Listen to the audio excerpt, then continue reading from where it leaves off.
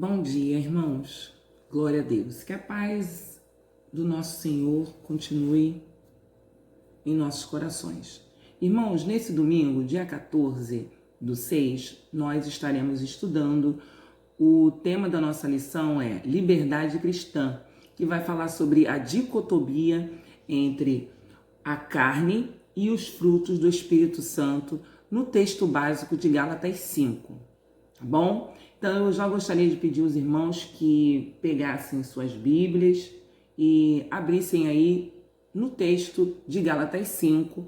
Nós vamos ler os últimos versículos desse capítulo, versículo 24, 25 e 26, que assim nos diz: Os que são de Cristo Jesus crucificarão a carne com as suas paixões e desejos.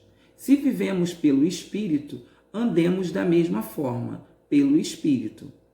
Não nos tornemos vangloriosos, irritando-nos uns aos outros, invejando-nos uns aos outros, né? Que o Espírito Santo assim fale aos nossos corações e que assim a gente venha seguir as orientações dele para a nossa vida. Então, irmãos, graças a Deus, né? Que a igreja continue fazendo as leituras diárias, continue estudando a palavra de Deus e lembrando que estamos no mês de aniversário da igreja. Tá orando pela igreja, participando para a honra e glória do santo nome de Jesus. Irmãos, ainda eu gostaria de estar conversando com os irmãos a respeito, né, dos momentos que a igreja fica aberta. Agora, nesse domingo, de 10 às 12 horas, tá bom? E de 15 às 17 horas. Às quarta-feira, de 17 às 19 horas. Nesse período, estávamos realizando cultos de orações. Se tivermos nesse domingo, o pastor estará informando, tá bom? Fiquem ligados. E nesse momento, você tem a oportunidade de trazer seus dízimos e oferta. Glória a Deus, Deus tem abençoado muito a igreja e agradecemos isso, a sua participação, a sua contribuição, que Deus assim continue abençoando a sua vida pela sua responsabilidade com a sua igreja, em nome de Jesus. Tá? E também tem as contas que os irmãos podem contribuir através das contas bancárias. Tá bom? Então ore, participe, esteja conosco, né? O pessoal aí que tem participado na internet, os visitantes, que Deus abençoe. Já gostaria de agradecer a todos que estarão participando, equipe de louvor, os irmãos que estarão solando, que Deus assim os abençoe ricamente, tá bom? E lembrarmos que nesse domingo nós comemoramos o Dia do Pastor, né? E graças a Deus, Deus nos presenteou, nós temos 5 pastores na nossa igreja. Tá bom? Pastores queridos, pastores amados, que Deus abençoe a vocês, a família de vocês, em nome de Jesus, pessoas queridas, que realmente são próximas a nós, né? E que Deus os abençoe. Temos o nosso querido pastor Jefferson, que é o nosso pastor regente, né? Temos o nosso querido também pastor Júnior, é o pastor que eu tenho trabalhado junto aqui, nós temos trabalhado junto na escola bíblica, tem preparado os estudos, as leituras diárias, que Deus assim continue abençoando. Temos o pastor Carlos Franco, que está um pouquinho afastado de nós, mas estamos juntos em oração, em nome de Jesus. Temos o nosso querido pastor Isidoro, bispo, né? Em nome de Jesus, que Deus assim continue também o abençoando. E o nosso querido pastor Fernando Marins, tá? Que Deus abençoe vocês, pastores. São pessoas muito queridas à igreja, né? Pessoas que têm participado da nossa vida e que em nome de Jesus Deus continuará abençoando a cada um de vocês, suprindo as necessidades de cada um de vocês, em nome de Jesus, tá? Então, em nome de Jesus, continuem sendo mais do que vencedores. Irmãos, nós ainda queremos só lembrar os irmãos do próximo estudo da próxima semana. O próximo estudo será Santidade e Amor Fraternal. O texto básico é Colossenses 3, de 1 a 17. Tá bom? Que Deus assim nos abençoe. Eu estarei orando, agradecendo a Deus por tudo.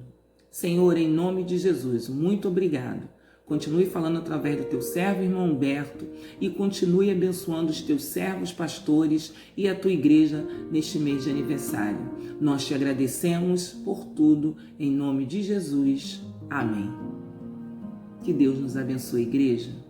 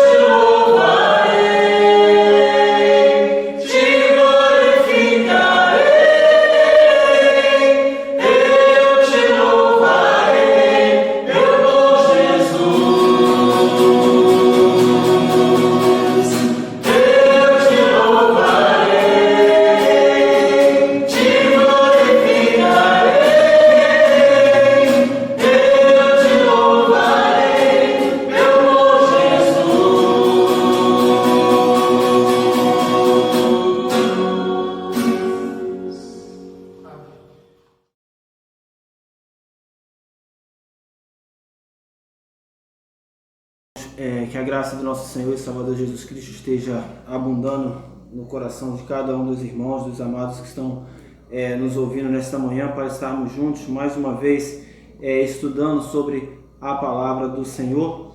E neste domingo nós vamos estar falando sobre a questão da liberdade cristã. O tema que nos foi proposto é liberdade cristã, a dicotomia entre as obras da carne e o fruto do Espírito. Nós vamos estar trabalhando dentro do capítulo 5 da carta do apóstolo Paulo aos crentes da Galácia, conhecida como a carta aos Gálatas.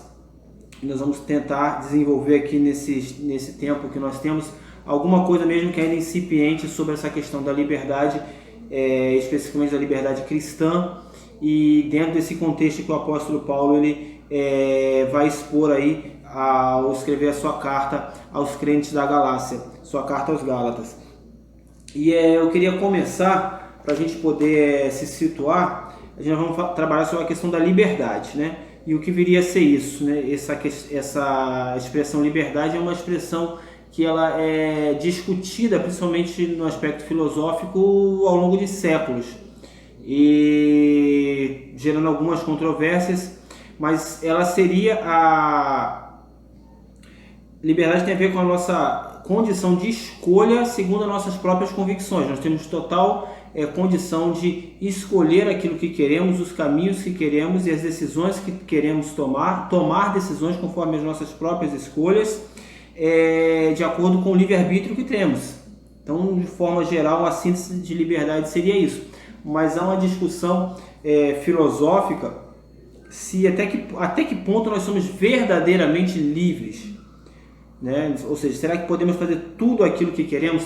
Temos condições de colocar em prática tudo aquilo que nós desejamos?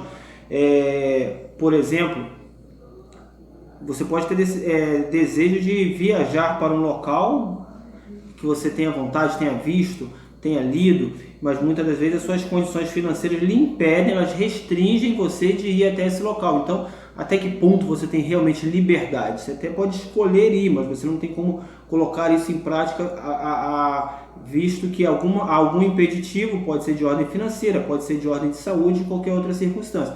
Então, há uma discussão aí até que ponto nós temos uma liberdade completa. Mas é uma discussão que posta que quem tiver interesse pode se aprofundar nela. Não é o nosso foco propriamente dito aqui. Nós queremos falar sobre a liberdade cristã na perspectiva do que o apóstolo Paulo trabalha na sua carta aos Gálatas.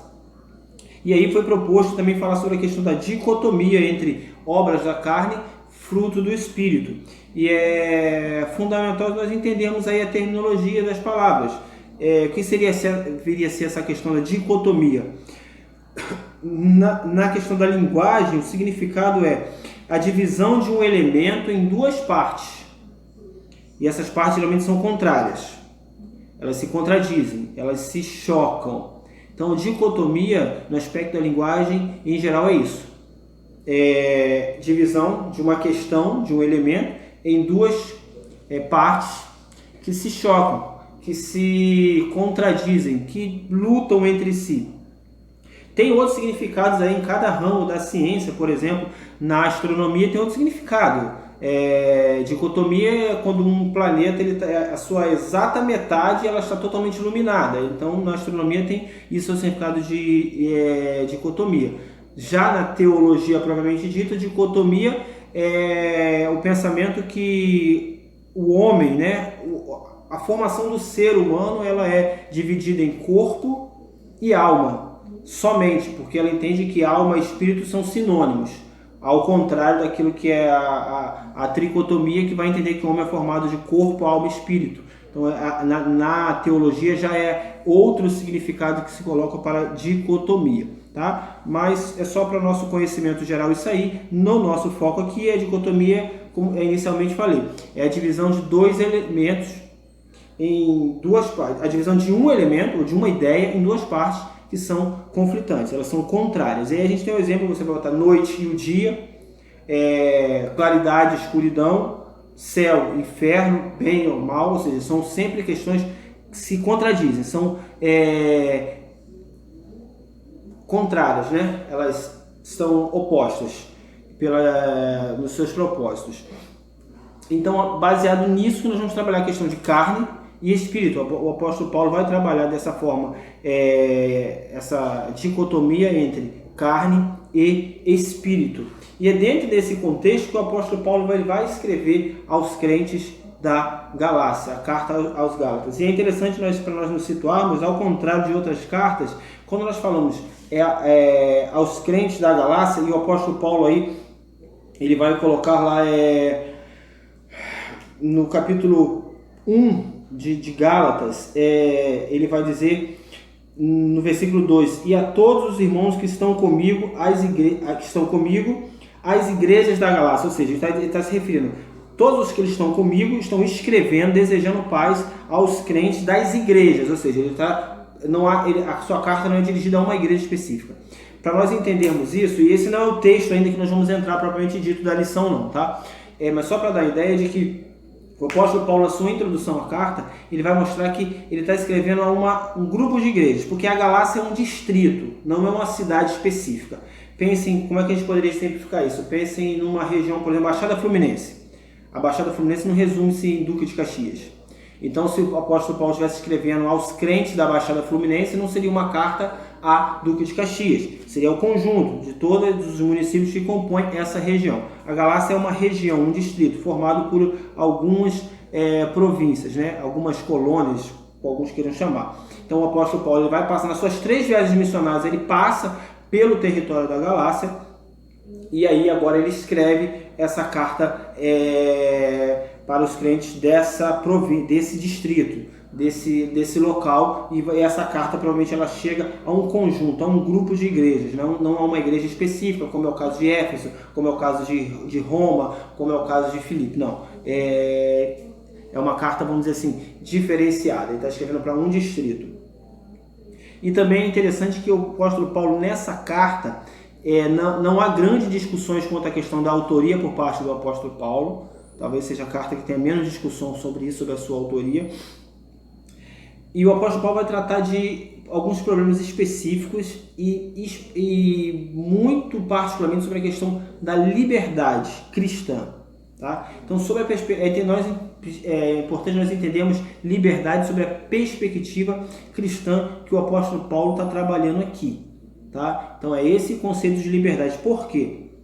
E aí nós vamos lá para a leitura que nos embasa a nossa lição de hoje, no capítulo 5. Eu convido você aí para poder estar acompanhando essa leitura, fazer essa leitura junto. Eu vou estar lendo aqui, a versão que eu uso é Almeida século 21, talvez possa ter alguma talvez diferença da Bíblia que você use, mas nada que vá comprometer o nosso entendimento.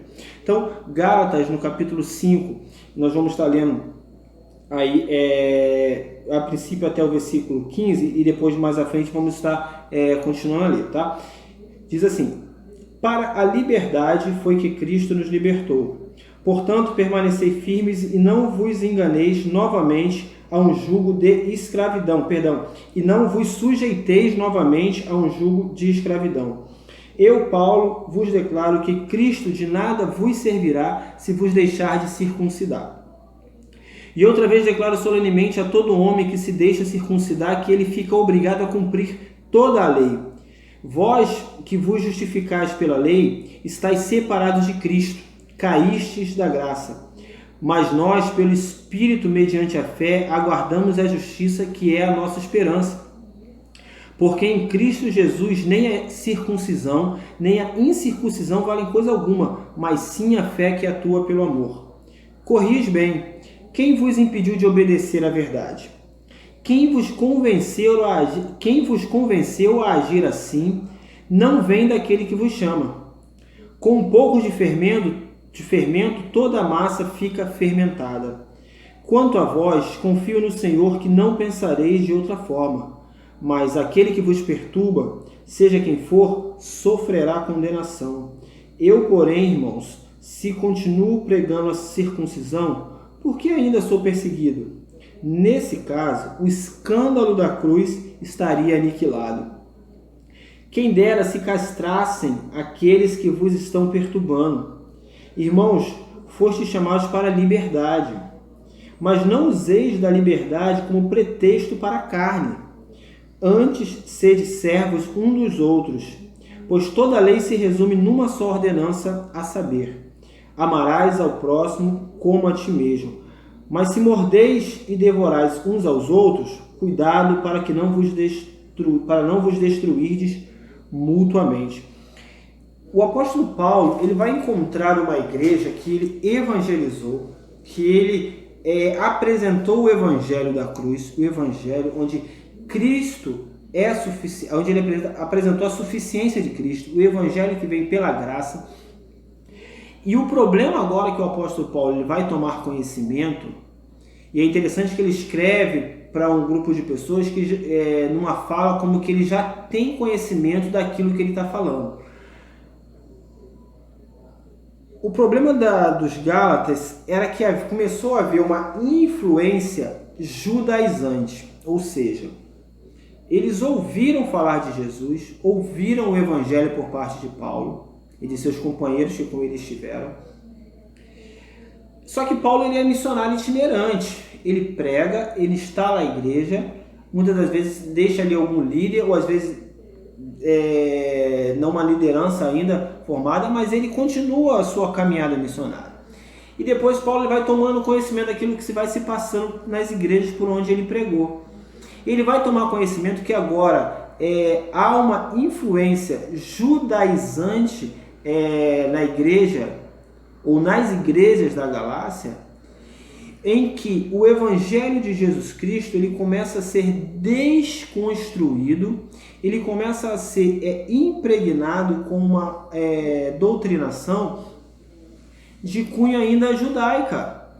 Ou seja, essas pessoas que começam a se infiltrar, elas não negam a Cristo, não é uma negação de que Cristo é o Messias, mas começa a haver sim uma influenciação de que somente o evangelho da cruz não seria suficiente para a salvação, que necessário era, por exemplo, não abandonar os ritos mosaicos, os ritos do judaísmo, as tradições, as datas, as festas solenes.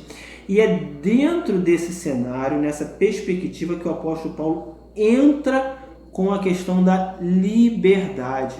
Então ele vai começar a doutrinar, a novamente falar, e é interessante que o apóstolo Paulo ele vem falando com um tom muito veemente, dá-nos a noção da importância da saúde doutrinária, da saúde espiritual que de uma igreja para o apóstolo Paulo. O apóstolo Paulo era alguém que ele pensava a igreja o tempo inteiro, mas não a igreja enquanto instituição, mas a igreja enquanto organismo, enquanto a igreja que milita, que caminha. E isso doía muito no apóstolo Paulo, saber que agora o evangelho genuíno de Jesus Cristo começa a ser, sofrer a influência de tudo aquilo que Paulo já tinha vivido, porque o apóstolo Paulo vai dizer que ele mesmo ele foi zeloso e por muito tempo ele acreditou que essa lei, que a letra da lei, que a ritualização, o simples fato de seguir os ritos judaicos seriam suficientes para uma comunhão com Deus. Ele viveu essa experiência, ele teve essa transformação, então isso dói muito, isso é muito caro ao apóstolo Paulo, ver a igreja que ele evangelizou, que eles consideram um pai espiritual, ele vê agora isso acontecendo. Então no primeiro passo nós vamos ver essa preocupação, quando que há realmente uma preocupação pastoral. Parece que Paulo pensa em cada indivíduo, cada pessoa que evangelizou, e ele dói muito nele isso. E a linguagem dele é mesmo de um pai que repreende o filho, mas repreende para colocar no caminho certo novamente. E ele vai dizer, lá no capítulo 1 de Gálatas, no versículo 6, ele vai dizer: eu estou admirado de que estejais vos desviando tão depressa daquele que vos chamou pela graça de Cristo para outro evangelho. O apóstolo fala assim: eu estou perplexo que em tão pouco tempo vocês estejam abandonando tudo aquilo que vocês acreditaram ou disseram que acreditavam, estão partindo para outro evangelho. Então ele vai começar a usar uma linguagem muito forte, tal como se vier mesmo um anjo do céu e pregar um evangelho diferente, que isso seja anátema, que isso seja maldito, que isso seja amaldiçoado. Então o apóstolo Paulo vai trabalhar esse tema de liberdade dentro desse cenário, ou seja, vocês estão libertos de todo esse ritualismo. Cristo é suficiente, Cristo morreu, Cristo ressuscitou, e é por essa graça que vocês são libertos. E ele vai usar até as próprias, já que a influência era judaizante, ele vai usar referências do próprio no Antigo Testamento, e aí a figura da promessa feita a Abraão, e ele vai detalhar isso pedagogicamente, informando que a revelação a Abraão, a promessa é feita muito antes da lei escrita, da lei mosaica, ou seja, a lei não anulou a promessa, ou seja, a salvação ela vem pela fé, vem pela promessa, pela crença. E ele vai dizer que esse herdeiro da promessa, ele é Jesus Cristo. E é baseado nessa promessa que nós alcançamos a salvação. Baseado nessa promessa de Cristo. Que Cristo, ele é a consumação da salvação. Então é ele que traz a liberdade. A liberdade é alcançada por meio de Jesus Cristo. Então nesse cenário de conturbado é que nós vamos ver o apóstolo Paulo preocupado com a saúde doutrinária. E como nos dói hoje ver isso dentro do meio cristão, essa banalização da doutrina. Ou seja, muitas das vezes se vai fazer uma ligação de estudo, de doutrina, com esfriamento, com não espiritualidade, como não tem nada a ver. O apóstolo Paulo ele usa de doutrina, ele usa de argumentação teológica para defender os pressupostos do evangelho genuíno que ele cria, que ele pregou a essa gente. E nós vemos hoje quantas pessoas que se desviam, se deixam levar por questões que influenciam. É interessante que nós estamos vendo aí durante essa pandemia, pessoas prometendo coisas que sem nenhum cunho bíblico, teológico, vem a promessa de que uma semente vai trazer a cura da Covid, sem nenhum pressuposto bíblico, teológico. E é interessante que essa pandemia veio revelar que somente o evangelho genuíno, bíblico, ele se sustenta, que vai mostrar que Cristo está conosco mesmo nas circunstâncias mais difíceis, nesse isolamento, nessa solidão de alguns, nessa ansiedade que a sociedade vive, que a humanidade, nesse medo, nessa ausência de esperança no futuro para alguns. O Evangelho sobrevive a isso, ele nos traz paz, ele nos traz esperança, ele nos traz contentamento mesmo dentro disso. E esse Evangelho, desculpa a expressão, Nutella, água com açúcar que é pregado, ele não sobrevive, porque as pessoas não podem mais ao templo, pelo menos não as suas grandes, então aquelas aglomerações, aquelas promessas que tem que ser cada dia ser uma promessa nova, quando não é uma rosa, quando não é um copo d'água, quando não é uma cura através de um elemento místico qualquer, cada dia tem que ter uma inovação para sustentar esse argumento, porque ele não se sustenta biblicamente. Mas o evangelho genuíno, ele vai dizer que ainda que eu ande pelo vale da sombra da morte, eu não temerei mal algum, porque sei que o Senhor está comigo. Isso é fé inabalável. O apóstolo Paulo agora ele vai tentar resgatar esse espírito de crença no evangelho genuíno aos Gálatas. E aí ele vai tratar dessa questão. Então a controvérsia aí é a questão judaizante. Dizer que Jesus Cristo, tudo bem, eles não negam Jesus Cristo, mas era necessário que tivesse os ritos de Moisés, a circuncisão. Paulo vai falar muito sobre isso, a questão da circuncisão, que era aquele rito que todo menino, todo aquele do sexo masculino era feito ao 8º dia como um sinal da aliança de lá no Antigo Testamento. Paulo vai dizer agora, vai relevar isso a nada. Ele vai dizer que em Cristo, circuncisão, incircuncisão, nada tem valor, mas o sim a fé que atua pelo amor. Ou seja, ele eleva a questão da relação com Deus a um novo patamar, que vai além de ritos, de prática. E tem gente que quer comprar Deus com prática, com dinheiro, com oferenda. Isso cai por terra no Evangelho. O Evangelho é fé, é esperança, é acreditar naquilo que ainda não aconteceu, é firme fundamento das coisas que se esperam, é prova daquilo que você não vê. Ou seja, derrubam-se as barreiras, porque o Evangelho é muito superior a tudo isso. E aí, dentro desse tempo que ainda nos resta, vamos tentar abordar alguma coisa sobre o que o apóstolo Paulo mais especificamente vai trabalhar nesse capítulo 5. Então o assunto da carta é esse, é a controvérsia com o judaísmo, com essa ala judaizante. Paulo vai focar muito na liberdade que Cristo dá, esse desapego. Havia muito a questão ainda pagã, culto a anjos, necessidade de rituais para que pudesse alcançar as benesses de Deus. Paulo vem contra tudo isso, falando da liberdade. Nós vamos ver isso sendo tratado em outros aspectos da Bíblia também. O próprio Cristo vai falar: conhecereis a verdade vos libertará. Se o Filho pôde libertar, vocês verdadeiramente serão livres. Então essa liberdade o cristão tem somente em Jesus Cristo, e não obedecendo à carne.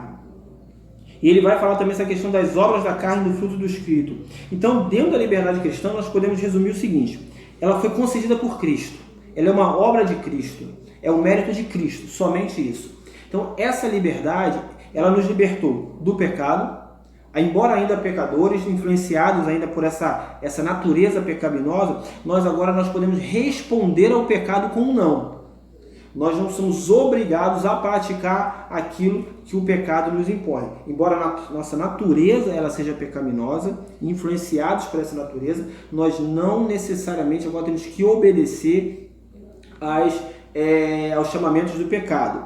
Nós fomos libertos da escravidão da lei, e a lei aí não tem a ver com ordem social, não. É a lei que é aquela lei judaica. É a lei que entendiam que conduzia a Deus, que era o caminho a Deus. O apóstolo vai dizer: nenhuma alma será justificada pela lei. Nós somos justificados pela fé em Cristo. Por quê? Porque todo o mérito da salvação repousa na pessoa de Jesus Cristo. Nós não temos nenhum mérito na nossa salvação. Toda ela repousa na pessoa de Jesus Cristo. E nós fomos libertos da morte, do poder da morte. Porque ainda sabemos que passaremos pela morte física, mas em Cristo nós sabemos que gozaremos de uma vida pós-morte, baseado nos méritos, na conquista do Senhor Jesus Cristo na cruz e principalmente pela sua ressurreição dos mortos. Ou seja, a liberdade cristã ela é muito abrangente, ela vai muito além do que a lei dizia. E a liberdade cristã só é conquistada, ela só é alcançada por meio do evangelho genuíno, bíblico. Que evangelho é ele? Repousa nos méritos de Jesus Cristo. Então a liberdade cristã se opõe à escravidão.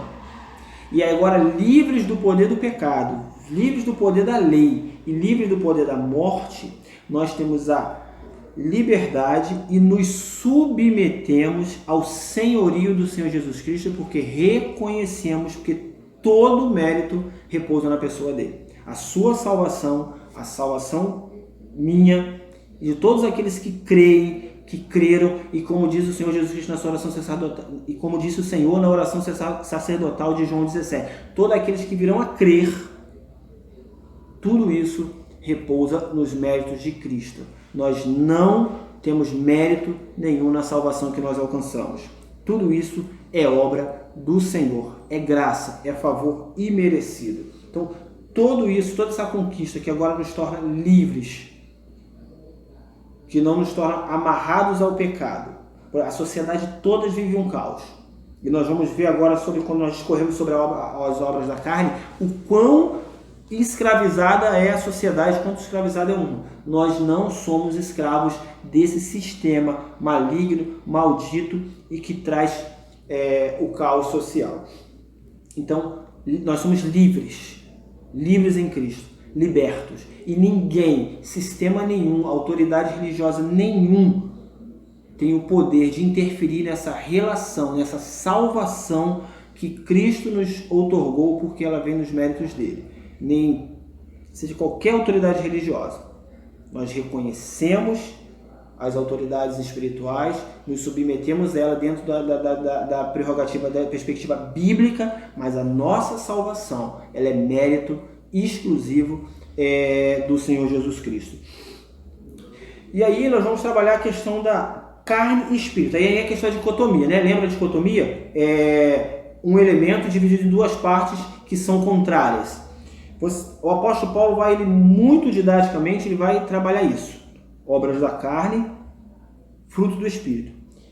Obras da carne, ou seja, a ideia de obras da carne, porque ela é o quê? Ela é consequência do pecado, da ação do pecado na vida do ser humano. Ela não é a ação de Deus. O pecado ele não tem origem em Deus, é bom que isso fique claro. Deus ele não criou o mal no sentido de pecado. Deus, em alguns textos, que até de difícil interpretação, vai falar que Deus ele criou até o homem para o dia do mal, mas aí o mal no sentido, muitas das vezes, de sofrimento. Deus permite o mal no sentido de sofrimento. Nós vamos ver esses temas sendo muito debatidos, principalmente no Antigo Testamento. Abacuque vai entrar em crise com isso, e alguns outros profetas. Jó vai ter essa questão, mas do mal enquanto sofrimento. Deus não criou pecado. Então as obras da carne são fruto, são resultado da ação do pecado na vida do ser humano. Não é uma ação que provém de Deus. Isso é muito importante que isso fique esclarecido na nossa mente. E aí ele começa a destrinchar, e a gente vai discorrer muito rápido sobre isso, e ele vai falar que no capítulo 5 de Gálatas, aí, a partir do versículo 19, ele diz: as obras da carne são evidentes, ou talvez na sua versão está aí manifestas, a saber, imoralidade, impureza, indecência. Essas três, parece que Paulo faz um meio que ele vai por grupo, né? Primeiro ele fala que elas são evidentes, ou seja, por que ele diz que elas são evidentes? Elas são de conhecimento público. Vamos entender que Paulo está escrevendo uma igreja de um contexto em que a sociedade é imoral. A prática da imoralidade, ela é aceita até como forma de oferta em muitos cultos pagãos, fazia parte da liturgia pagã. Então, essa imoralidade, elas são principalmente relativas à questão da sensualidade. Tem a ver muito com a questão da prática imoral da sexualidade. Elas eram praticadas amplamente e aceitas amplamente na sociedade, nada diferente do que é hoje. Tá? A banalização da sexualização, a sexualização precoce de crianças, a exposição precoce à questão do sexo, sem nenhum tipo de educação, sem nenhum tipo de perspectiva pedagógica, educacional, sem nenhum tipo de barreira. Isso hoje é amplamente não só feito, como aceito dentro da sociedade. Então meio que a gente está vivendo meio que nada de muito diferente da galáxia não. Tá? Então esses pecados da imoralidade são obras da carne. Vê que em nenhum momento está dizendo que sexualidade é pecado, que sexo em si é pecado, mas a prática imoral dessas ações torna-se uma obra pecaminosa da carne. E aí ele vai continuar. Impureza, indecência, idolatria e feitiçaria. A palavra traduzida aí por feitiçaria ou bruxaria em algumas versões, ela vem do grego pharmakeia, significa o uso de droga ou remédio. Aí vem assim, aí talvez menos sobre fármaco, farmácia, então aí começa a familiarizar, né? Então é nesse significado, porque aí, nesse período pagão era uma linha muito tênue entre a questão de medicina e a questão de magias, rituais mágicos. Nós vamos ver como é que a gente vê isso na prática. O apóstolo Paulo, em algum momento do seu ministério, vai se defrontar com um tal de Elimas, o encantador. E o apóstolo Paulo vai ali, pelo poder do evangelho, pelo poder do Espírito, poder repreender aquela atitude.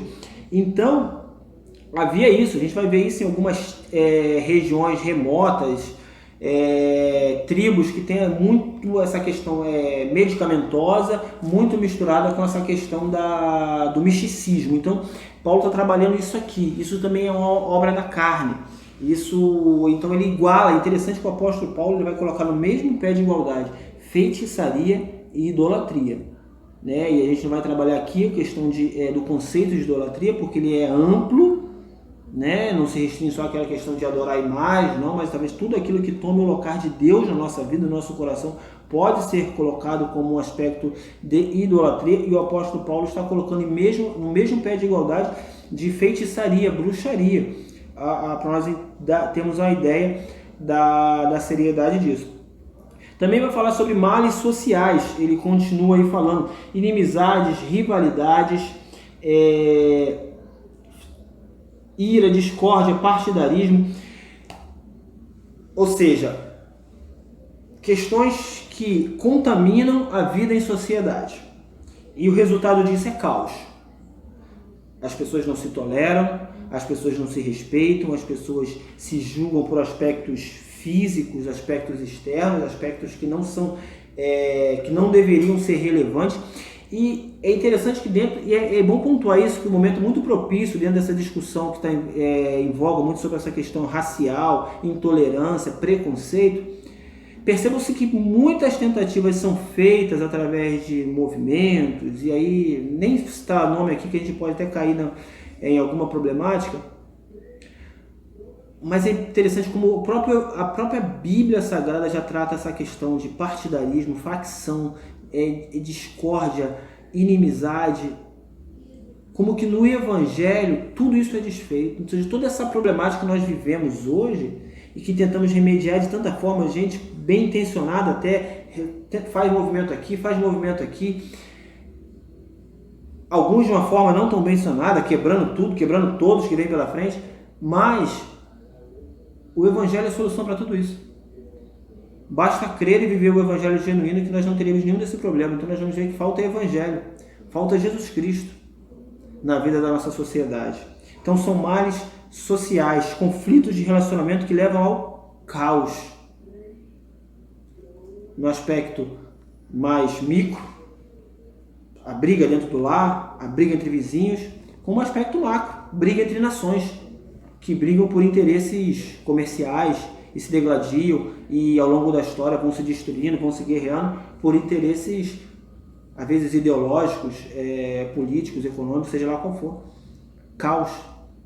O Evangelho tem um remédio para tudo isso. E também sobre os males mentais, vai falar sobre ciúme, ira, ambição egoísta, inveja, sentimento faccioso. Então, as obras da carne, elas permeiam e traz essa destruição, ou seja, elas trazem uma sociedade doente, tem como reflexo isso uma sociedade doente. Indivíduos doentes, uma sociedade doente. E o apóstolo Paulo vai reiterar aqui no versículo 21, e ainda vai falar sobre a questão do não controle, ele vai falar sobre orgias e ainda bebedeiras. Comportamentos que também vai encontrar eco nos cultos pagãos, as orgias, a glutonaria, o consumo desenfreado. Isso fazia parte também dos cultos pagãos. E ele vai advertir dizendo o seguinte: eu já falei que essas práticas, os que as fazem, não herdarão o reino de Deus. O apóstolo Paulo é muito enfático, é muito veemente. Então ele está dizendo o seguinte: que quem pratica essas coisas não tem parte no reino de Deus, ou seja, isso não é inerente a quem teve um encontro genuíno com o Evangelho de Jesus Cristo. E dicotomicamente, se é que existe essa palavra, as obras da carne, ele vai falar sobre fruto do Espírito. E é interessante que ele não usa a expressão obra do Espírito. Fruto. Por quê? Se por um lado as obras da carne elas são resultado da ação do pecado na vida do ser humano, o fruto do Espírito é dado exclusivamente pelo Espírito de Deus, não é obra nossa. Se a obra da carne, os frutos lá da obra da carne, se aquilo lá é resultado do nosso pecado, o comportamento pelo Espírito já não é obra nossa. Isso mostra também que nós não, mais uma vez, ele coloca o homem no seu devido lugar. Então ele vai falar sobre o fruto do Espírito, nós podemos dizer que são dados por Deus, ou seja, é uma dádiva de Deus. São benefícios, são bênçãos que o Senhor concede para que nós possamos ter uma vida serena, pacífica, de felicidade e não a despeito de todo o caos que está à nossa volta. Esses frutos eles geram pacificação e, como consequência disso, uma sociedade sadia. Vamos lê-los lá para a gente poder entender. Mas o fruto do Espírito é amor, alegria, paz. Para aí, dá um break aí nesses três aí. Amor, alegria, paz tem a ver com questões íntimas, ou seja, ela vai contra o nosso ego. E geralmente a questão do pecado tem a ver com o nosso ego, é o egoísmo. Né? A etimologia da palavra pecado é errar o alvo. Eu deixo de fazer a vontade de Deus para fazer a minha vontade. Então eu peco contra esse Deus. Então o amor, a alegria e a paz são questões internas, de fora o íntimo, que alimentam, que nutrem e que trazem saúde espiritual ao próprio indivíduo. E ele continua: paciência, benignidade, bondade, fidelidade, amabilidade, domínio próprio. Esses já eles influenciam não só a nossa vida, mas a nossa relação com os outros, com aqueles que comungam da mesma fé, como da sociedade como um todo. Então, se as obras da carne, elas também têm aquelas que dizem respeito ao nosso comportamento individual e também à sociedade e geram caos, o fruto do Espírito, ele vai alimentar a nossa alma, ele vai trazer paz e serenidade para nós enquanto indivíduos, mas também vai gerar uma amabilidade, ela vai trazer saúde para toda a sociedade. Então isso é fruto, isso é obra do Espírito, isso é resultado do Evangelho que o apóstolo Paulo pregou aos Gálatas e que agora está reiterando, entendendo que houve essa influência judaizante que tentava contaminar, que tentava manchar a pureza do Evangelho. E o apóstolo Paulo vai dizer, contra essas coisas não há lei, ou seja, fazendo novamente referência à lei, ou seja, contra essas coisas são obras do Espírito. Se lá atrás você tinha que cumprir uma série de questões práticas, de rituais, para poder alcançar uma comunhão com Deus ou até mesmo salvação, na questão do Evangelho não é isso mais. Ela transcende essa questão da materialidade, da prática ritualista, mas ela é uma obra do próprio Espírito que abrange todo o nosso ser, de dentro para fora. Então, o fruto do Espírito, não há lei contra ele, no sentido de que não há prática, não há ritual que possa substituir essa obra do Espírito. O apóstolo Paulo ele ainda vai, na carta aos Gálatas, aqueles que leem toda a carta vão entender que em algum momento ele vai dizer que a lei ela serviu como aio, como pedagogo, ou seja, aquele que ensina, que nos conduz até a maturidade, né? O aio era aquele que era responsável pela educação dos filhos dos reis, das pessoas importantes. Então ele educava aquela criança até a maturidade. Depois da maturidade não é necessário mais aio. Ou seja, nós chegamos à maturidade com a vinda de Jesus Cristo. É interessante que essa carta de Gálatas ela vai falar em determinado momento que na plenitude dos tempos, ou seja, no momento exato, propício da história, vem Jesus Cristo, nascido de mulher, debaixo da lei, ou seja, Deus não veio desconstruir a lei, mas ele veio dar o real significado dela. E ele vai dizer que a lei se cumpre nessa palavra: amarás o teu próximo como a ti mesmo. Então, essa é a dicotomia, a diferença. A lei, ela é boa, o mandamento é justo, ele é bom, o próprio apóstolo Paulo diz, vai desenvolver isso em Romanos.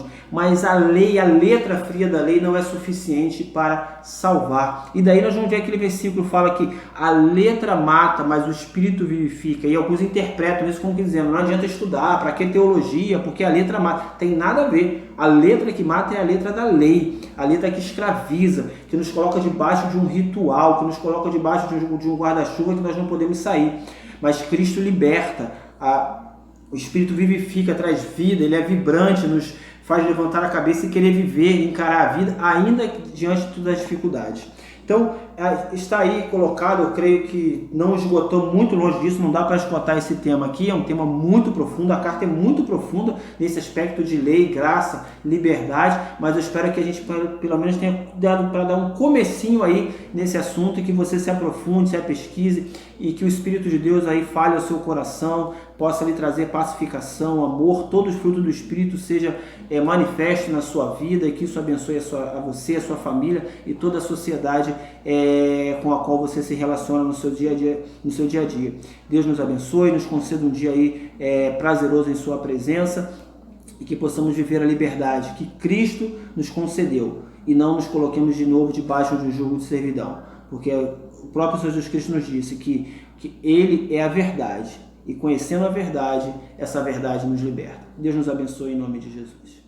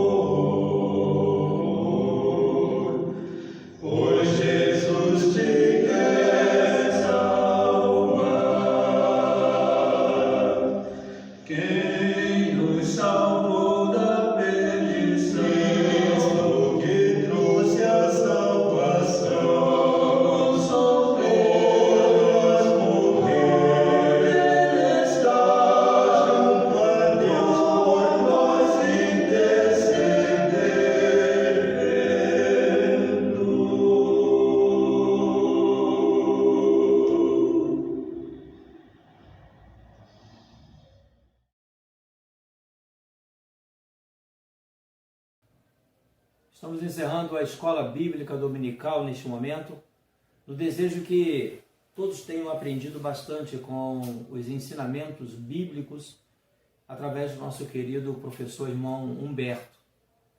Que Deus possa te abençoar, tá, Humberto, e que você seja sempre esse instrumento nas mãos do Senhor para abençoar a nossa vida em nome do Senhor Jesus Cristo.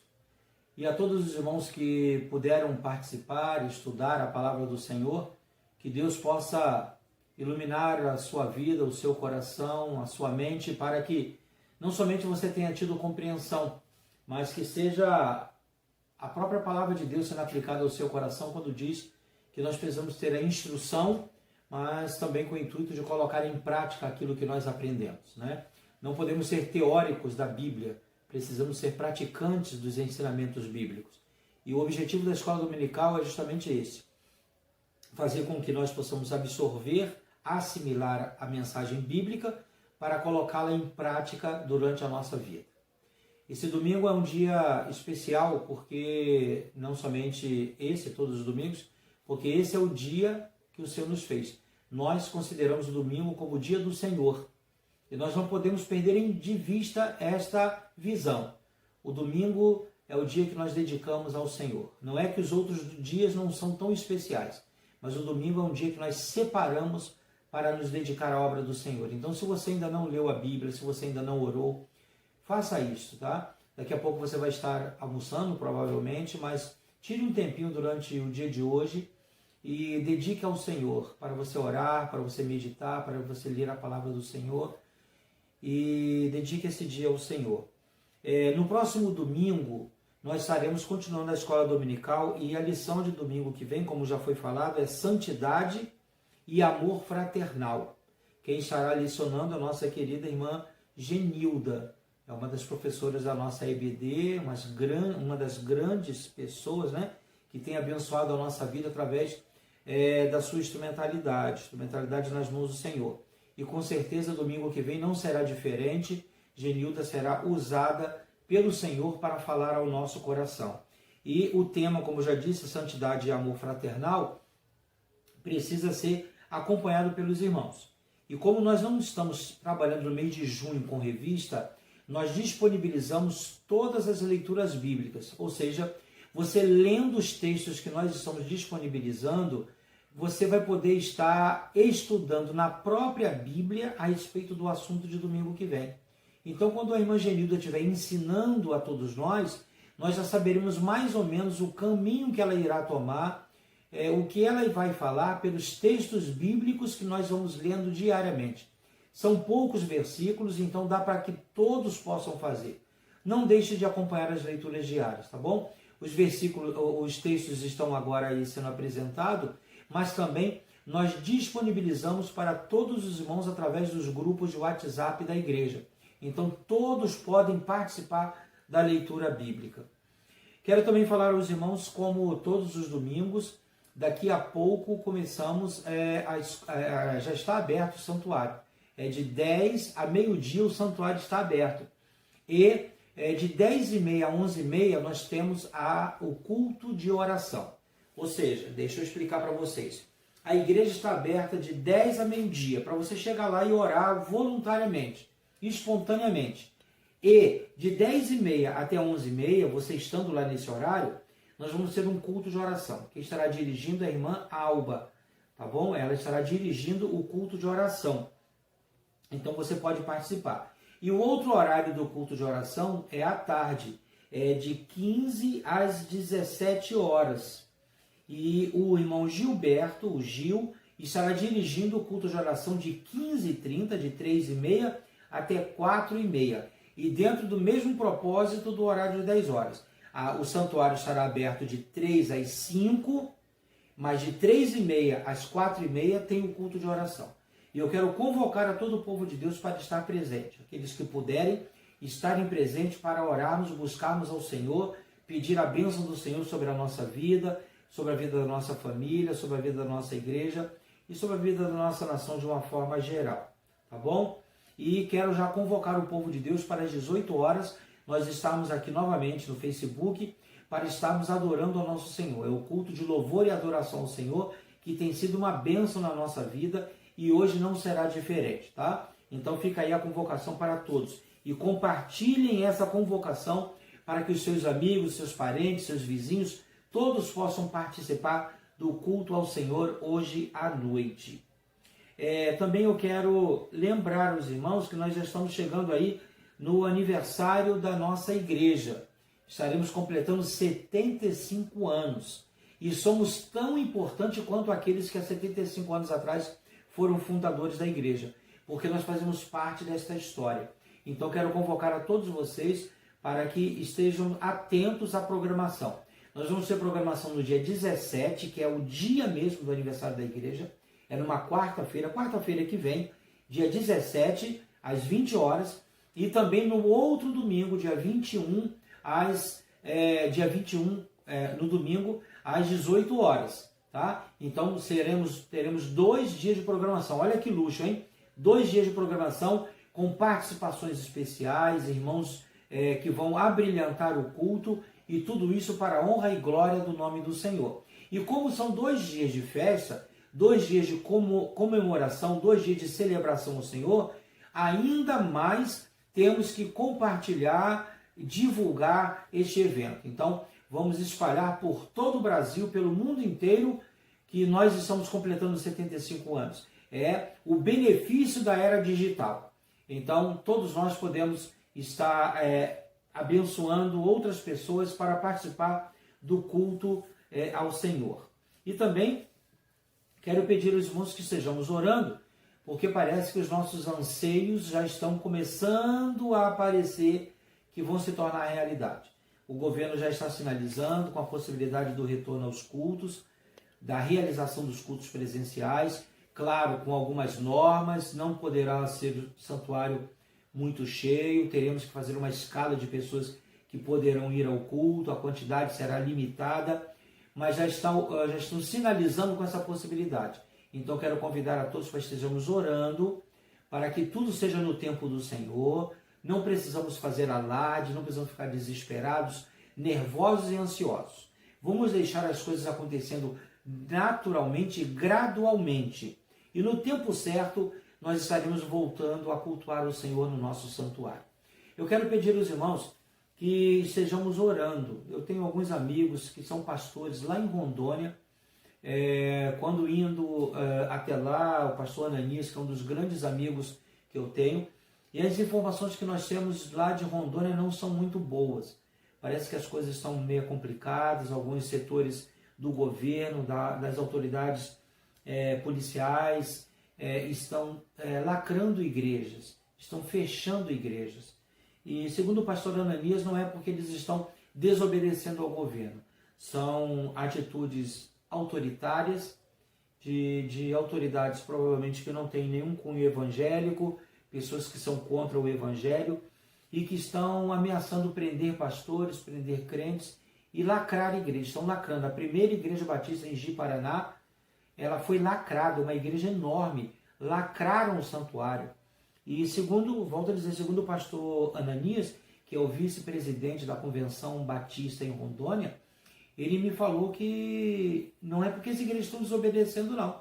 Estão cumprindo o decreto estadual, mas mesmo assim com muito autoritarismo, as autoridades estão fazendo isso. Então vamos orar pelos irmãos evangélicos, né, de uma forma geral, lá de Ji-Paraná, lá de Rondônia também, de todo o Rondônia, para que Deus possa estar cuidando dos nossos irmãos. Então, não podemos nos precipitar, vamos passo a passo, seguindo a orientação governamental, para que nada venha acontecer com a nossa igreja, não venha acontecer com os nossos pastores e não venha acontecer também com os irmãos que são membros da igreja. O pastor Fernando está cuidando muito bem do rebanho lá na congregação, temos tido cultos de oração às terças-feiras com um grupo bem resumido, o grupo da congregação, e tem sido bênção. Por que eu digo que tem sido bênção, irmãos? É porque quando a igreja se disponibiliza para orar, se coloca com o desejo de orar, as bênçãos do Senhor acontecem sobre a nossa vida, não é verdade? Então, a congregação está orando na terça-feira, a igreja aqui está orando na quarta-feira à noite, no domingo de manhã e no domingo à noite. E se a igreja se disponibiliza a isso, tem o desejo de agir desse jeito, então com certeza as bênçãos do Senhor recaem sobre a nossa vida. Então quero convocar os homens da igreja. Se você puder, se arruma rapidinho, corre lá para o santuário. Já está lá aberto e você pode ir para lá para participar do culto de oração. Os jovens da nossa igreja, as irmãs da nossa igreja, vão no horário da tarde, né, para não ter grandes aglomerações. Vá até lá ao santuário, busca o Senhor, dobre o seu joelho lá e clame ao Senhor para que as bênçãos de Deus estejam recaindo sobre a nossa vida. E indo aos cultos, não esqueça de levar o seu dízimo, a sua oferta, para sustentarmos a obra do Senhor. E por fim, antes de nós orarmos, eu quero fazer um pedido de oração muito especial pelo nosso querido irmão Almir, o esposo da irmã Luzia. Ele está precisando muito das nossas orações. Ontem eu estive rapidinho conversando com a Lúcia e ela disse que o Almir teve uma melhora gradual, louvado seja Deus por isto, mas precisamos ainda continuar acompanhando o nosso querido irmão Almir para que ele se restabeleça, volte para casa, para o bem da sua esposa, para o bem dos seus filhos e para a felicidade de todos nós que o amamos grandiosamente, né? Então vamos continuar orando pelo nosso querido irmão Almir. Feche seus olhos e vamos à presença de Deus em oração. Muito obrigado, ó Pai, por esses momentos que passamos aqui estudando a Tua Palavra. Muito obrigado pela instrumentalidade do Humberto, que como instrumento nas Tuas mãos abençoa a nossa vida, trazendo-nos ensinamentos dos céus, para nós termos uma compreensão nítida a respeito da nossa convivência e do nosso sentimento e desejo de adorar ao Senhor com a nossa vida. Rogamos as Tuas bênçãos pelos alunos, por todos aqueles que ouviram e aprenderam a Tua Palavra, que possamos colocar em prática tudo aquilo que o Senhor nos ensinou nesta manhã. Senhor, pelos pedidos apresentados, nós rogamos as Tuas bênçãos. E pelo culto da noite, nós rogamos que Tu possas, ó Deus, abençoar o nosso coração, para que essa noite seja uma noite de edificação da nossa vida na Tua presença, mas também que seja uma noite de salvação para os nossos amigos visitantes. Rogamos as Tuas bênçãos sobre a vida do nosso querido Almir. Toma ele em Tuas mãos, ali no hospital, que Tu possas guardar o Teu filho, cuidando do seu corpo, e que ele possa se restabelecer, voltar para os seus, para a sua família, para dar continuidade à sua história. Rogamos as Tuas bênçãos por todos aqueles que estão tratando do Teu filho, que seja um instrumento nas Tuas mãos. Pedimos a Tua bênção sobre a vida da Tua igreja. Cuide das Tuas ovelhas, ovelhas essas que o Senhor me deu como responsabilidade. Tome cada um em Suas mãos, para que todos sejam visitados pelo Senhor. E, ó Deus, abençoe todo o povo brasileiro. Estamos sofrendo tanto, mas que Tu possas nos dar esperança para a nossa vida. Muito obrigado por tudo. Nós oramos em nome de Jesus. Amém, Deus. Queridos, encerrando, nós não estamos podendo estar lá no santuário direto, pregando lá no púlpito da igreja, não é verdade? Mas olha, vai aparecer aí agora uma imagem para você. A igreja, através do seu santuário, está pregando, trazendo a mensagem de esperança para o nosso bairro. Colocamos uma faixa bem lá na frente, bem visível, e lá está escrito, como você está vendo aí: porque Ele vive, Cristo vive, posso crer no amanhã. Tenho certeza que as pessoas que estão passando ali na frente do santuário, desesperançoso, entristecido, fragilizado, quando veem essa faixa, creio que está produzindo esperança no coração de todas as pessoas. Orem por esse objetivo. Estamos evangelizando as pessoas através daquela faixa. Porque Ele vive, posso crer no amanhã. Hoje é o segundo domingo de junho, Dia dos Pastores.